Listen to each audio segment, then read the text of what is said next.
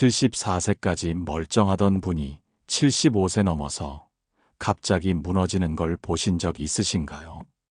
병원에서는 나이 탓이라고 말하지만 사실 이건 나이 문제가 아닙니다.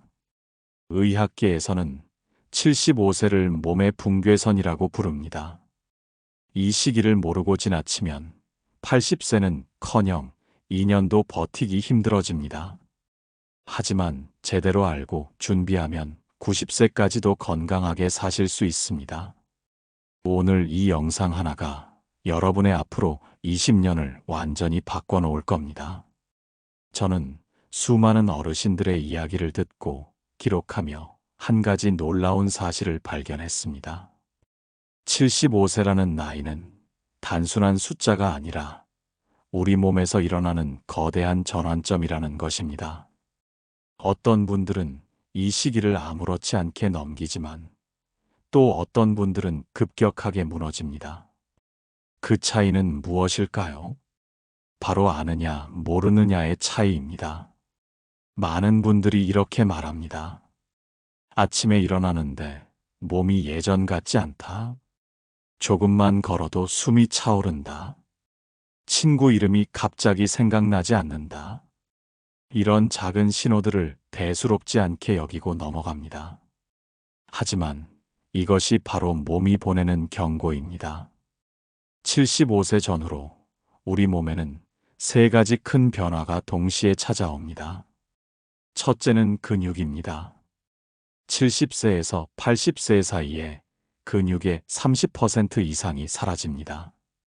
60대와는 비교할 수 없을 정도로 빠른 속도입니다. 둘째는 심장과 폐입니다.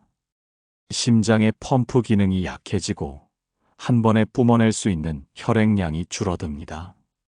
그래서 계단 몇 칸이 갑자기 높은 산처럼 느껴지는 겁니다. 셋째는 뇌입니다. 기억을 담당하는 부분의 기능이 급격히 떨어지면서 깜빡하는 일이 잦아집니다. 하지만 여기서 중요한 사실이 있습니다. 이 모든 변화는 막을 수 없지만 속도를 늦출 수는 있다는 것입니다. 실제로 작은 습관 하나만 바꿔도 이후 10년이 완전히 달라집니다. 매일 15분만 걸어도 심폐기능 저하를 절반으로 줄일 수 있습니다. 단백질을 조금만 더 먹어도 근육 감소가 크게 줄어듭니다. 누군가와 대화를 나누는 것만으로도 뇌는 활발하게 움직입니다. 문제는 대부분의 사람들이 이 사실을 모른다는 겁니다. 그래서 75세가 갑작스러운 벼랑처럼 느껴지는 것입니다. 하지만 이 영상을 보시는 여러분은 다릅니다. 지금부터 제가 말씀드리는 내용을 하나하나 기억하고 실천한다면 여러분의 75세는 끝이 아니라 새로운 시작이 될 겁니다. 나이는 숫자에 불과합니다. 중요한 건 그 숫자를 어떻게 채워가느냐입니다. 오늘 이 영상이 여러분께 유익했다면 댓글에 네라고 적어주세요. 유익하지 않았다면 노라고 적어주세요. 여러분의 솔직한 의견이 저를 더 발전하게 만듭니다. 영상이 도움이 되셨다면 구독과 좋아요 부탁드립니다. 끝까지 시청하시면 여러분의 삶을 바꿀 구체적인 방법을 알려드리겠습니다. 지금부터 제가 직접 만난 한 분의 이야기를 들려드리겠습니다. 김영수 할아버지는 73세까지만 해도 정말 건강한 분이었습니다. 매일 아침 6시면 어김없이 동네 뒷산을 오르셨고 친구들과 화투도 치고 손주들과 공원도 산책하셨습니다. 주변 사람들은 모두 영수 씨는 90까지도 거뜬하겠다고 말했습니다. 그런데 75세 생일을 넘기고 얼마 지나지 않아 이상한 일들이 하나둘 생기기 시작했습니다. 어느 날 아침 산에 오르는데 평소와 다르게 숨이 심하게 찼습니다. 그냥 컨디션이 안 좋은가 보다 하고 넘겼습니다. 며칠 후에는 무릎에서 이상한 소리가 났습니다. 뚝뚝 소리가 나면서 계단을 내려갈 때마다 통증이 느껴졌습니다. 그래도 영수 할아버지는 대수롭지 않게 생각했습니다. 나이 먹으면 다 그런 거지 뭐. 그렇게 몇 달이 지났습니다. 어느 날 친구 집에 갔다가 현관문을 나서는데 갑자기 어지러움이 밀려왔습니다. 한 발짝 내딛는데 몸의 중심이 흔들렸고 그대로 넘어지고 말았습니다. 다행히 크게 다치지는 않았지만 그날 이후 영수 할아버지는 밖에 나가는 게 두려워졌습니다. 혹시 또 넘어지면 어떡하나. 병원에 가니 의사 선생님은 말했습니다. 나이가 있으시니 당연한 겁니다. 약 처방해 드릴 테니 드세요. 그렇게 혈압약이 생겼고 무릎 연골약이 생겼고 어지럼증약까지 생겼습니다. 약이 늘어날수록 영수 할아버지의 마음은 무거워졌습니다. 그리고 더 무서운 일이 생겼습니다. 친한 친구 이름이 갑자기 생각나지 않는 겁니다. 40년을 알고 지낸 친구인데 이름이 입에서 맴돌기만 할 뿐 나오지 않았습니다. 그날 밤 영수 할아버지는 잠을 이루지 못했습니다. 혹시 내가 치매에 걸린 건 아닐까? 두려움은 점점 커져만 갔고 사람 만나는 것도 부담스러워졌습니다. 말을 하다가 이름을 못 떠올리면 창피할 것 같았습니다. 그렇게 집에만 있는 시간이 길어졌습니다. 산에도 안 가고 친구들도 안 만나고 손주들이 찾아와도 금방 피곤해졌습니다. 부인은 걱정이 되어 물었습니다. 영감 요즘 왜 그래? 아무것도 안 하고 집에만 있잖아. 영수 할아버지는 대답 대신 한숨만 내쉬었습니다. 그러던 어느 날 오랜만에 이웃집 박철호 할아버지를 만났습니다. 철호 할아버지는 영수 할아버지보다 2살이 많은 77세였는데도 여전히 활기차 보였습니다. 영수 할아버지가 물었습니다. 철호 형은 어떻게 그렇게 건강해 보여요?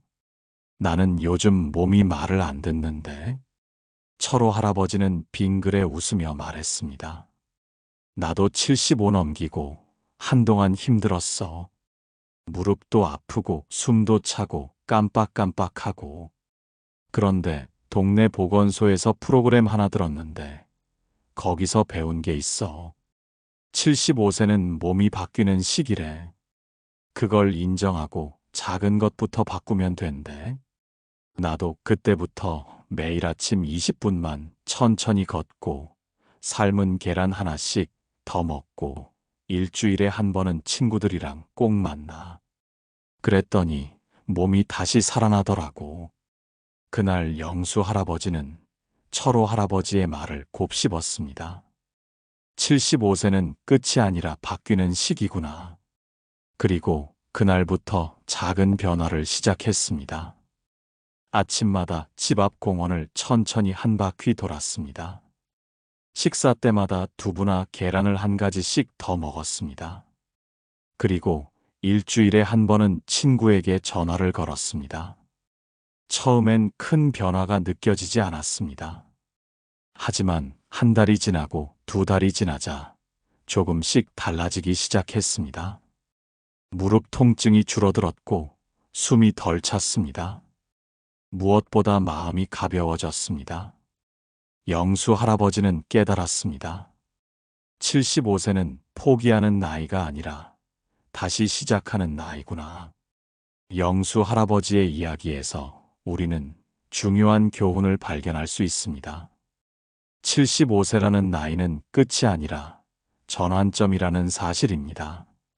많은 분들이 이 시기를 두려워하고 회피하려 하지만 사실은 정면으로 마주해야 하는 시기입니다. 왜냐하면 이 시기를 어떻게 보내느냐에 따라 이후 10년, 20년의 삶이 완전히 달라지기 때문입니다. 첫 번째 교훈은 변화를 인정하는 것입니다. 영수 할아버지는 처음에 자신의 변화를 부정했습니다. 괜찮아, 곧 나아질 거야. 하지만 부정은 문제를 더 키울 뿐입니다. 몸이 보내는 신호를 무시하면 작은 문제가 큰 문제로 커집니다. 반대로 변화를 인정하는 순간 해결의 문이 열립니다. 아, 내 몸이 예전과 다르구나. 이 인정이 바로 회복의 시작입니다.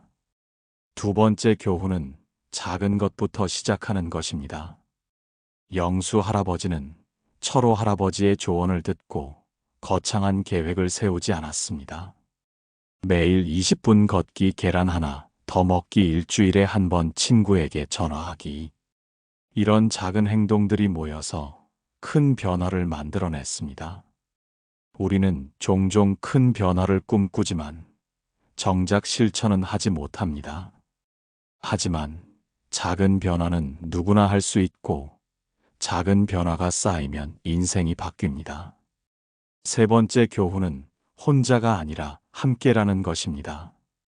영수 할아버지가 변할 수 있었던 건 철호 할아버지의 도움이 있었기 때문입니다. 누군가의 경험과 조언이 우리를 다시 일으켜 세웁니다. 75세 이후에는 관계가 약이 됩니다. 대화 한마디, 전화 한 통이 외로움을 막고 뇌를 자극하고 삶의 의미를 되찾게 합니다. 그렇다면 이 이야기를 철학적으로, 심리학적으로는 어떻게 해석할 수 있을까요? 고대 그리스 철학자 헤라클레이토스는 이렇게 말했습니다. 만물은 흐른다.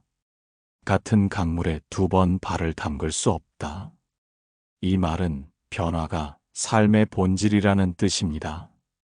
우리 몸도 마찬가지입니다. 20대의 몸, 50대의 몸, 75세의 몸은 모두 다릅니다. 하지만 우리는 종종 과거의 몸에 집착합니다.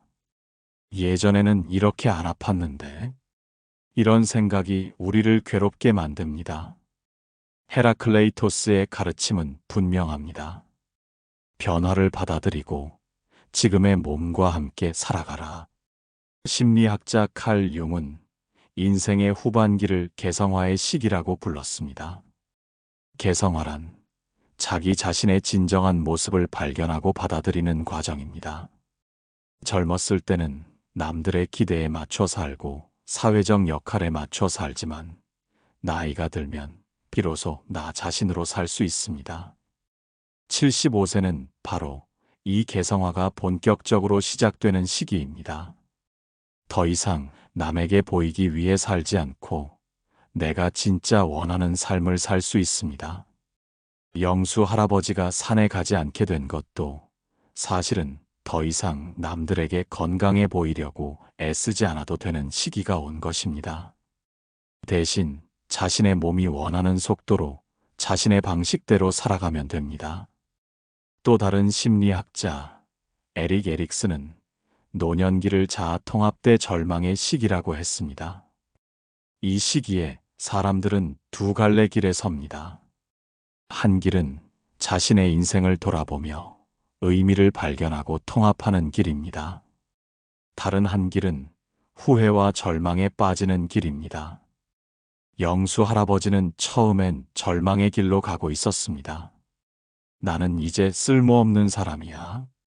하지만 철호 할아버지를 만나고 작은 변화를 시작하면서 통합의 길로 접어들었습니다. 나는 여전히 가치 있는 사람이야. 이 차이가 바로 75세 이후의 삶을 결정합니다. 여기서 우리는 보편적인 메시지를 발견할 수 있습니다. 나이 들면 상실이 아니라 변화입니다. 우리는 나이가 들면서 많은 것을 잃습니다. 젊음, 건강, 사회적 지위, 경제력. 하지만 동시에 많은 것을 얻습니다. 지혜, 여유, 통찰력, 그리고 자유. 75세는 잃은 것에 집착할 것인가 아니면 얻은 것을 즐길 것인가를 선택하는 시기입니다. 영수 할아버지는 처음엔 잃은 것에 집착했습니다. 예전의 체력, 예전의 기억력. 하지만 철호 할아버지를 통해 깨달았습니다. 지금 이 순간을 즐기면 된다는 것을. 천천히 걷는 것도 행복이고, 친구와 통화하는 것도 행복이고, 손주 얼굴 보는 것도 행복입니다. 또 하나의 보편적 메시지는 연결의 힘입니다. 현대 사회에서 노인들이 가장 많이 겪는 문제는 고립입니다. 혼자 집에 있고, 혼자 밥 먹고, 혼자 텔레비전 보고. 하지만 인간은 본질적으로 사회적 동물입니다. 연결되어 있을 때 우리는 살아있음을 느낍니다. 영수 할아버지가 회복할 수 있었던 건 철호 할아버지라는 연결고리가 있었기 때문입니다.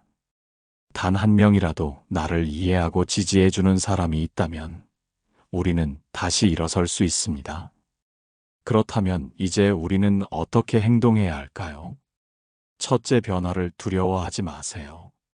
75세에 몸이 달라지는 건 자연스러운 일입니다. 문제는 변화 자체가 아니라 변화를 어떻게 받아들이느냐입니다. 둘째, 작은 것부터 시작하세요. 거창한 계획은 필요 없습니다. 오늘 10분만 걷고, 내일 10분만 더 걷고, 이렇게 작은 걸음이 모여 큰 길이 됩니다. 셋째, 혼자 고민하지 마세요. 가족이든 친구든 이웃이든 누군가에게 말하세요. 당신의 고민을 들어줄 사람은 생각보다 가까이에 있습니다. 넷째, 오늘을 살아가세요. 과거에 건강했던 나를 그리워하지 말고, 미래의 불확실함을 두려워하지 말고, 지금 이 순간을 온전히 느끼세요. 오늘 해가 뜨고, 오늘 밥을 먹고, 오늘 누군가와 이야기를 나누는 것. 이것이 바로 삶입니다. 75세는 인생의 마지막 장이 아니라 새로운 장의 시작입니다. 이 장을 어떻게 쓸 것인가는 여러분의 선택입니다. 두려움으로 쓸 것인가, 희망으로 쓸 것인가, 포기로 쓸 것인가, 도전으로 쓸 것인가. 영수 할아버지는 희망과 도전을 선택했습니다. 그리고 그 선택이 그의 남은 인생을 완전히 바꿔놓았습니다. 여러분도 할 수 있습니다. 지금 이 순간부터 시작하면 됩니다. 그렇다면 구체적으로 무엇을 어떻게 해야 할까요? 지금부터 여러분이 오늘부터 당장 실천할 수 있는 방법들을 하나씩 알려드리겠습니다. 먼저 첫 번째, 작은 행동의 힘입니다. 많은 분들이 건강을 위해 뭔가 큰 일을 해야 한다고 생각합니다. 헬스장을 등록하거나 매일 1시간씩 운동하거나. 하지만 75세 이후에 필요한 건 강도가 아니라 꾸준함입니다. 하루 15분만 걸어도 충분합니다. 집 앞 공원을 한 바퀴 돌거나 아파트 단지를 천천히 걷는 것만으로도 심폐 기능이 유지됩니다. 중요한 건 매일 하는 것입니다. 비가 오면 집 안에서 제자리 걸음을 해도 됩니다. 일주일에 3번보다 하루에 15분이 훨씬 효과적입니다. 걷기가 힘들다면 의자에 앉아서 다리를 들어 올리는 것만으로도 됩니다. 앉았다 일어서기를 10번만 반복해도 허벅지 근육이 자극됩니다. 텔레비전 보면서도 할 수 있고 전화 통화하면서도 할 수 있습니다. 운동이라고 생각하지 말고 그냥 몸을 움직이는 습관이라고 생각하세요. 두 번째는 단백질입니다. 나이가 들수록 근육이 빠르게 줄어듭니다. 이걸 막는 가장 확실한 방법이 단백질 섭취입니다. 아침마다 계란 하나, 점심에 두부 한 모, 저녁에 생선 한 토막. 이렇게만 해도 근육 감소 속도가 절반으로 줄어듭니다.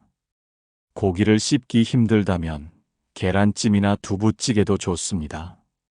우유나 요구르트도 훌륭한 단백질 공급원입니다.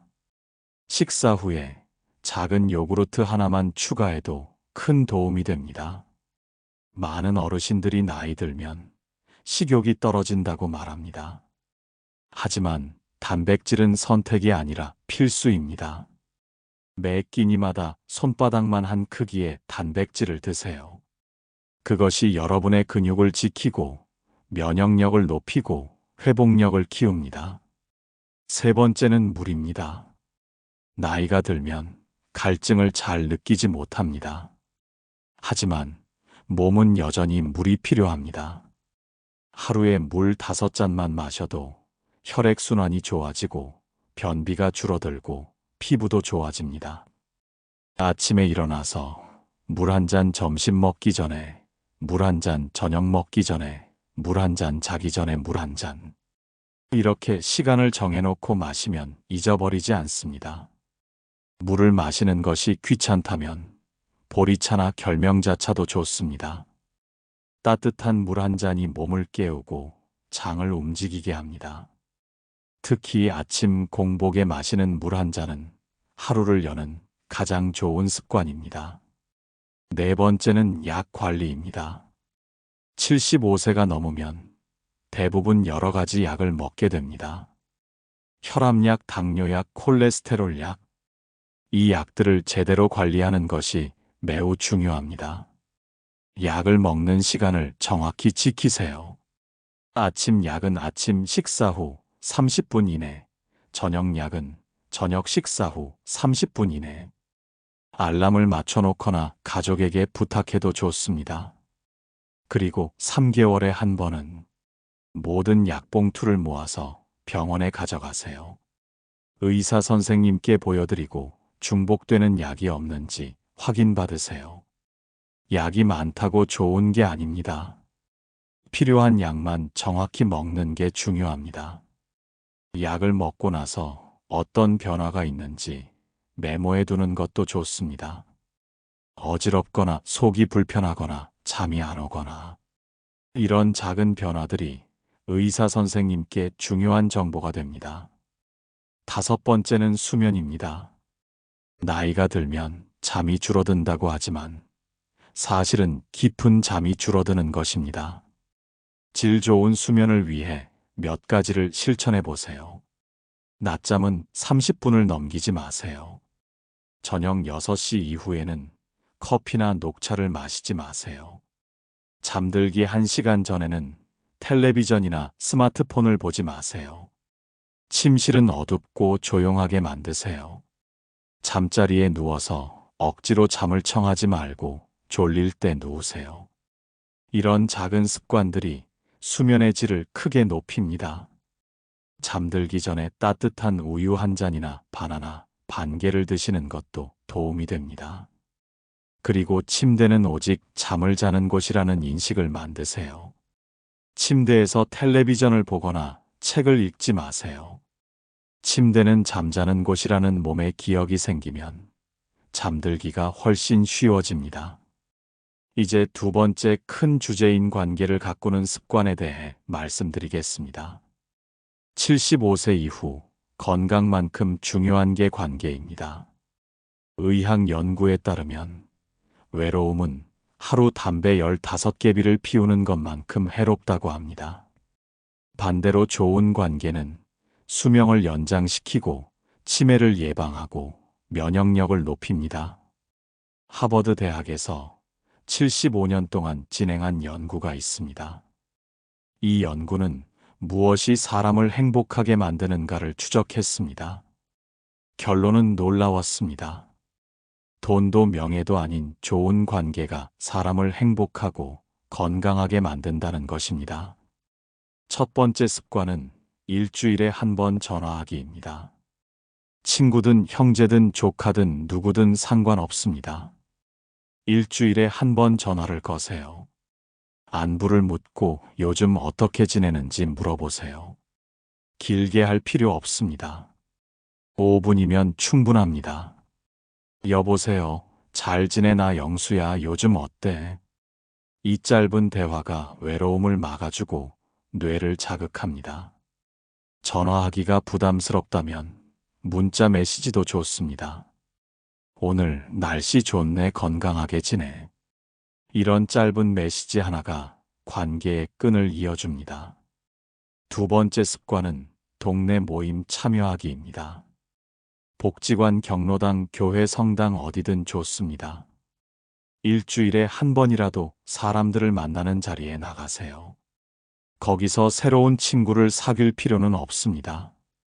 그냥 사람들 사이에 있는 것만으로도 충분합니다. 함께 노래를 부르거나 체조를 하거나 차를 마시거나 이런 활동들이 마음을 밝게 만들고 삶의 활력을 되찾게 합니다. 처음 가는 게 두렵다면 가족이나 친구와 함께 가세요. 한 번만 가보면 생각보다 따뜻한 사람들을 만나게 됩니다. 나이가 비슷한 사람들끼리는 금방 마음이 통합니다. 세 번째 습관은 함께 밥 먹기입니다. 혼자 밥을 먹으면 식욕이 떨어지고 영양 섭취도 불균형해집니다. 하지만 누군가와 함께 먹으면 자연스럽게 더 많이 먹게 되고 대화도 나누게 됩니다. 일주일에 한 번이라도 가족이나 친구와 함께 식사하세요. 꼭 밖에서 먹을 필요는 없습니다. 집에서 간단한 국수라도 함께 끓여 먹으면 됩니다. 함께 먹는다는 것 자체가 관계를 이어주는 끈입니다. 밥상머리 대화가 주는 위로는 어떤 약보다 강력합니다. 네 번째 습관은 작은 나눔입니다. 나이가 들면 받기만 하는 것 같아서 마음이 불편해집니다. 하지만 여러분도 여전히 줄 수 있는 게 많습니다. 옆집에 반찬 하나 나눠주세요. 손주에게 용돈 1,000원이라도 쥐어주세요. 동네에서 마주친 사람에게 먼저 인사하세요. 이런 작은 나눔이 여러분을 필요한 사람으로 만들어줍니다. 나는 여전히 누군가에게 도움이 되는 사람이야. 이 느낌이 삶의 의미를 되찾게 합니다. 나눔은 크기가 중요한 게 아닙니다. 따뜻한 말 한마디, 환한 미소 하나도 충분한 나눔입니다. 다섯 번째 습관은 작은 배움 이어가기입니다. 나이가 들어도 배움은 계속되어야 합니다. 새로운 것을 배우는 행위가 뇌를 젊게 유지시킵니다. 스마트폰 사용법을 배우거나 간단한 요리법을 배우거나 손주에게 무언가를 배워도 좋습니다. 배움은 나이를 잊게 만들고 삶의 활력을 불어넣습니다. 동네 도서관이나 복지관에서 무료로 진행하는 강좌들이 많습니다. 서예 교실, 노래 교실, 스마트폰 교실. 한번 참여해 보세요. 배우는 과정 자체가 즐거움이 되고 그 즐거움이 삶의 의미가 됩니다. 이제 철학적 심리학적 메시지를 더 깊이 들여다보겠습니다. 고대 로마의 철학자 세네카는 이렇게 말했습니다. 인생은 짧은 것이 아니라 우리가 짧게 만드는 것이다. 많은 사람들이 나이가 들면 남은 시간이 얼마 없다고 생각합니다. 하지만 중요한 건 시간의 길이가 아니라 시간의 질입니다. 75세라도 하루하루를 의미 있게 산다면 그 삶은 충만합니다. 반대로 40세라도 하루하루를 허비한다면 그 삶은 공허합니다. 세네카의 가르침은 분명합니다. 나이를 핑계 삼지 말고 오늘을 충실히 살아가라. 매일 아침 눈을 떴다는 것 자체가 축복입니다. 오늘 하루를 어떻게 채울 것인가는 여러분의 선택입니다. 또 다른 철학자 쇼펜하우어는 말했습니다. 행복은 원하는 것을 얻는 것이 아니라 가진 것에 만족하는 것이다. 75세가 되면 더 이상 가질 수 있는 게 많지 않습니다. 재산도 건강도 시간도 한정되어 있습니다. 하지만 그것이 불행의 이유가 되어서는 안 됩니다. 오히려 지금 가진 것에 감사하고 만족하는 연습이 필요합니다. 오늘 해가 떴다, 밥을 먹었다, 가족이 있다. 이런 작은 것들에 감사하면 삶은 풍요로워집니다. 감사는 단순한 감정이 아니라 삶을 대하는 태도입니다. 매일 저녁 자기 전에 오늘 감사한 일 3가지를 떠올려 보세요. 따뜻한 햇살, 맛있는 식사, 가족의 전화. 이렇게 작은 것들을 세어보면 삶이 얼마나 풍성한지 깨닫게 됩니다. 심리학자 빅터 프랭클은 말했습니다. 삶의 의미는 행복을 추구하는 데 있지 않고 의미를 발견하는 데 있다. 프랭클은 나치 수용소에서 살아남은 사람입니다. 그는 극한의 고통 속에서도 삶의 의미를 잃지 않은 사람들이 살아남았다고 말합니다. 75세 이후의 삶도 마찬가지입니다. 행복을 찾으려고 애쓰지 마세요. 대신 의미를 찾으세요. 손주를 돌보는 것, 친구에게 조언하는 것, 작은 화분을 가꾸는 것. 이런 사소한 일들에서 의미를 발견하면 삶은 다시 빛납니다. 의미는 거창한 데 있지 않습니다. 매일 아침 일어나서 창문을 여는 것, 화분에 물을 주는 것, 이웃에게 인사하는 것. 이런 일상의 작은 행위들이 모여서 삶의 의미가 됩니다. 공자는 이렇게 말했습니다. 나이 50에 1000명을 알고 60에 귀가 순해지고 70에 하고 싶은 대로 해도 법도에 어긋나지 않는다. 75세는 바로 그 경지입니다. 더 이상 남의 눈치를 볼 필요가 없습니다. 내가 원하는 대로 내 속도에 맞춰 살아가면 됩니다. 이것이 바로 나이가 주는 특권이자 자유입니다. 그렇다면 여러분은 지금 무엇을 해야 할까요? 오늘부터 당장 실천할 수 있는 10가지를 정리해 드리겠습니다. 첫째, 오늘부터 매일 15분씩 걸으세요. 둘째, 내일 아침부터 계란 하나를 더 드세요. 셋째, 하루에 물 5잔 이상 마시세요. 넷째, 이번 주 안에 친구나 가족에게 전화 한 통 하세요. 다섯째, 다음 주까지 동네 복지관이나 경로당에 한번 가보세요. 여섯째, 일주일에 한 번은 누군가와 함께 식사하세요. 일곱째, 매일 밤 감사한 일 3가지를 떠올리세요. 여덟째, 약 먹는 시간을 정확히 지키세요. 아홉째, 낮잠은 30분을 넘기지 마세요. 열째, 누군가에게 작은 나눔을 실천하세요. 이 10가지 중에서 한 가지만 해도 좋습니다. 한 가지를 꾸준히 하다 보면 자연스럽게 다른 것들도 하게 됩니다. 중요한 건 완벽하게 하는 것이 아니라 시작하는 것입니다. 오늘 10분만 걸어도 괜찮습니다. 내일 5분만 더 걸으면 됩니다. 작은 걸음이 모여 큰 길이 됩니다.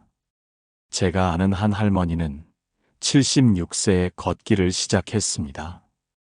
처음엔 5분도 힘들었지만 매일 조금씩 늘려갔습니다.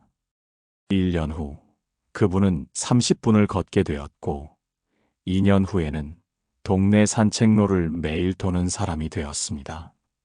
지금 80세인 그 할머니는 주변 사람들보다 훨씬 건강하고 활기차게 사십니다. 시작이 늦었다고 포기하지 마세요. 시작하지 않는 것보다 늦게라도 시작하는 게 100배 낫습니다. 마지막으로 여러분께 꼭 드리고 싶은 말씀이 있습니다. 75세는 끝이 아닙니다. 새로운 시작입니다. 지금까지 살아온 세월이 여러분을 여기까지 데려왔다면 앞으로의 세월은 여러분을 더 깊은 곳으로 데려갈 것입니다. 몸이 예전 같지 않아도 괜찮습니다. 마음이 여전히 살아있다면 여러분은 살아있는 것입니다. 나이는 숫자일 뿐입니다. 중요한 건 오늘 하루를 어떻게 사느냐입니다.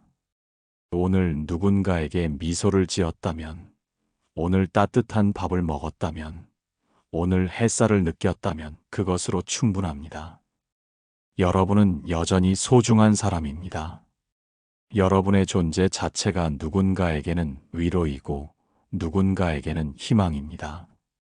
여러분이 살아온 70년이 넘는 세월은 그 자체로 위대한 여정입니다. 그 여정 속에서 웃고 울고 사랑하고 배우고 성장해온 모든 순간들이 지금의 여러분을 만들었습니다. 그러니 포기하지 마세요. 오늘부터 다시 시작하세요. 작은 한 걸음이 여러분의 인생을 바꿀 것입니다. 아침에 눈을 뜨면 창문을 활짝 여세요. 햇살을 받으며 깊게 숨을 쉬세요. 오늘도 나는 살아있다. 이 사실만으로도 감사한 일입니다. 저는 여러분을 응원합니다. 여러분의 75세가 아름다운 새 출발이 되기를 진심으로 바랍니다. 여러분의 하루하루가 빛나기를 바랍니다. 여러분의 미소가 다시 돌아오기를 바랍니다. 그리고 여러분이 다시 한번 삶의 기쁨을 느끼기를 바랍니다. 오늘 영상을 보신 후 앞으로 실천하실 것이 몇 번인지 댓글로 적어주세요. 1번부터 10번까지 중에서 고르시면 됩니다. 여러분의 참여와 다짐이 저에게 큰 힘이 되고 더 좋은 콘텐츠를 만드는데 큰 도움이 됩니다. 여러분 한 분 한 분의 댓글이 저에게는 큰 응원이 됩니다. 함께 건강하고 행복한 노년을 만들어 갑시다. 우리는 혼자가 아닙니다. 이 영상을 보는 수많은 분들이 함께 같은 길을 걷고 있습니다. 서로 응원하고 격려하며 함께 나아갑시다. 감사합니다. 여러분 모두 건강하세요. 행복하세요. 그리고 사랑받으세요.